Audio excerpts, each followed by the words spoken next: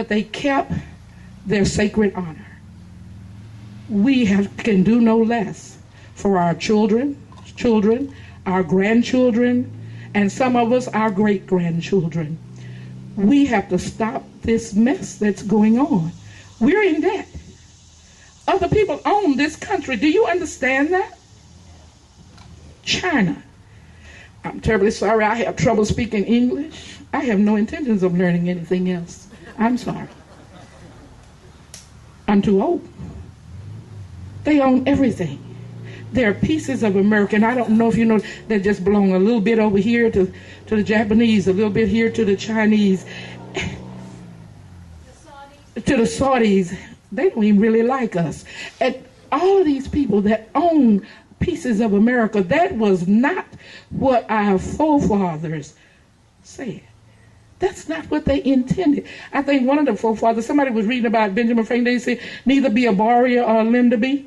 And that's in the Bible too. It's in the Bible. We have borrowed like drunk sailors. Excuse me if there are any sailors here, there's no reflection on you. Y'all do drink a lot, but there's no reflection. We have done this. We have just borrowed and borrowed. I was listening to the other day and they was talking about the bridge to nowhere, the airport that 20 people might fly out of a day. We've got to stop this. We've got to get back to the basics. We've got to get back to where we're supposed to be as a country. And the only way we can do that is by our vote. And I want to tell you something. It might take a couple of voting cycles for people to truly understand that we say what we mean and we mean what we say. But we can get this thing right. Excuse me, because what you can do is, we just voted in a group. They're not doing real spiffy. But when 2012 comes, we can do one or two things. We can scare them to death, not vote for them and vote some more in, or let them know that you got 2 more years to get stuff straight. And if not, then you change. You know, I hear people talking about term limits.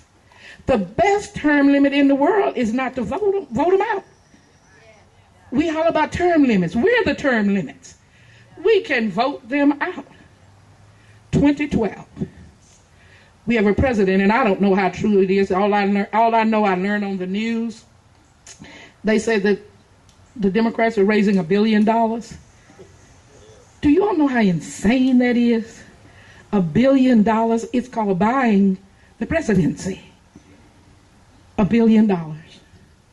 Just think what they could do with that $1 billion if they were really concerned about we the people. $1 billion for, what is it, $200,000 job?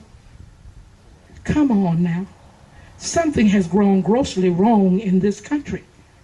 And I can tell you what part of it, we've gotten away from our Christian principles. Yeah, I'm going there. I'm going there because I'm a minister. Yeah, I'm going there. We have become the silent group like Cal. Somebody mentioned about Calvin Coolidge not saying anything. And every now and then he did say some profound things. The only thing with us, we're just silent and not saying anything profound. We have forgotten who we are and whose we are. You see, I answer to a higher power, my Lord and Savior. We know what is right. There is too much going on in this country. I heard someone mention earlier today about abortions, same-sex marriages. I'm sorry, ladies and gentlemen, and if you can put this anywhere you want to, God created Adam and Eve, not Adam and Steve. I'm sorry. Or Mary and Jane.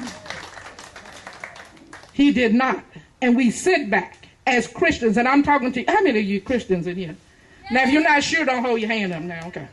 Now I'm talking to the Christian people right now. We have sit back, and we're responsible for the things that are going on. And when I say that, even if you never say anything, then it's called condoning, because you don't say anything. We know this is not right, but we go along to get along. That's not what we asked to do. That is not what we are asked to do. We must remember that we had a Savior that came down here, walked this earth, took those stripes, died on the cross so we could sit here today and have this freedom. Do you ever stop to think about that? So how can we do any less? How can we do any less for the 56 men who signed that Declaration of Independence? How do we do any less? We have to get up and get going and get moving and do something, and you cannot rest. I had one of my members say to me, you know, I'm old and I've done my duty. And I said, are you still alive? She said, yes. I said, well, then your duty is not over. Your duty is over is the day that they put you in the casket and they roll you down the aisle or roll you up the aisle, whichever way that you're going.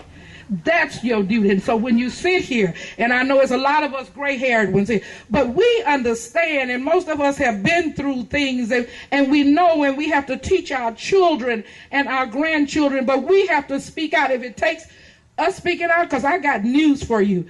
With the baby boomer generation coming on, we are going to be the most powerful voting bloc there is. Let me say it again. We are going to be the most powerful voting bloc there is. And if you think that we can't make our voice heard, then I want to sell you some stock in the Brazos River that I have, because we can make a difference. But we have to get up. We have to get moving. I heard Bill constantly asking about poll watchers and clerks and handing out. You can sit in a chair and hand out papers. You know, you can go to the mall and just hand out stuff. You're never too old. You're too old when you die. Then it's somebody else's job. We have to constantly keep vigilant. We have to keep doing. We have to keep moving. We can do nothing less. Because if we do not, this will be a country that our grandchildren and great-grandchildren will not know.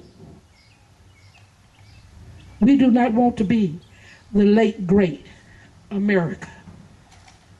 God gave us this opportunity, and I truly do believe that, to start again, to get it right. And we have that opportunity. Do we make mistakes? Yes, but you know what's great about this country? Even when they make mistakes, we rectify them. We were not included, but we were included later, so that's good enough for me, because I was free in here. So that's good enough. Women did not have the right to vote, but did we not straighten that out? Later on, boy, when we got to vote, we have not stopped talking since either, have we? You see what I'm saying? Sure, we got warts. Sure, we have problems. Sure, we don't always get it right. But we have to keep going. And we have to keep drawing. This is the greatest nation in the world, barring none. I don't care what anybody else says, and I will never apologize, bow down, be mealy-mouthed, think somebody else is better. My mom always said, if you got it, flaunt it. We got it, and we ought to flaunt it and not be ashamed. And we have people in the White House that are apologists for who we are. Then in 2012, we ought to send them home so they can apologize at home. But I tell you this much, for a person that apologizes, they sure travel a lot, don't they? They go in everywhere. But we have apologists. We did part of the job. We demoted Nancy Pelosi.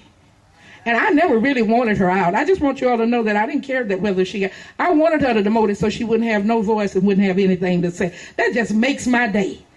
Some people get other things. He said makes my day every time I see her. I said, can't say nothing now, can you? Can't get up there now. Botox, okay. No. Can't do that now. There's some others. We can make the change. We have to give our congressmen support to hold the line. Because you have to understand that the president has a power that we don't have. He can be on television whenever he get ready.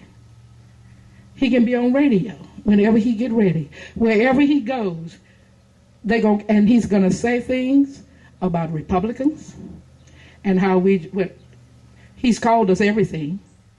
He said now that we want people to die and children not to get an education.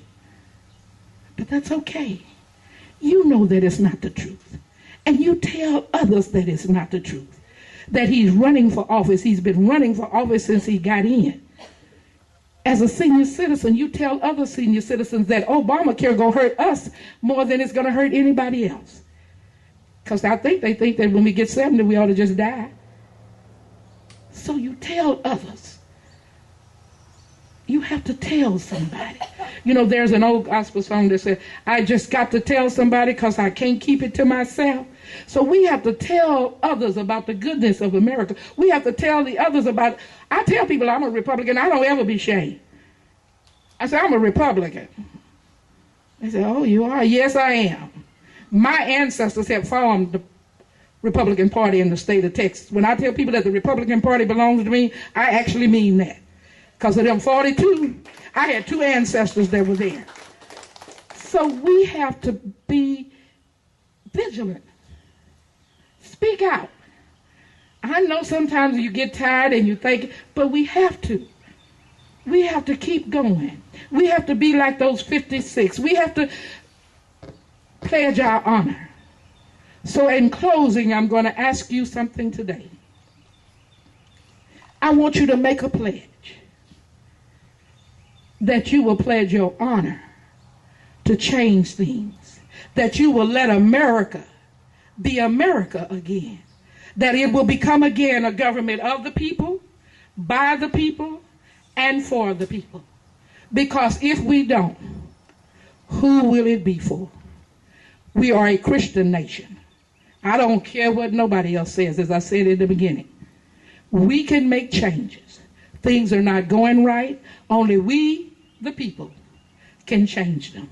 May God bless you. May God bless this great state of Texas. And may God bless the United States of America on this 235th anniversary of the signing of the unanimous signing of the Declaration of Independence. Thank you.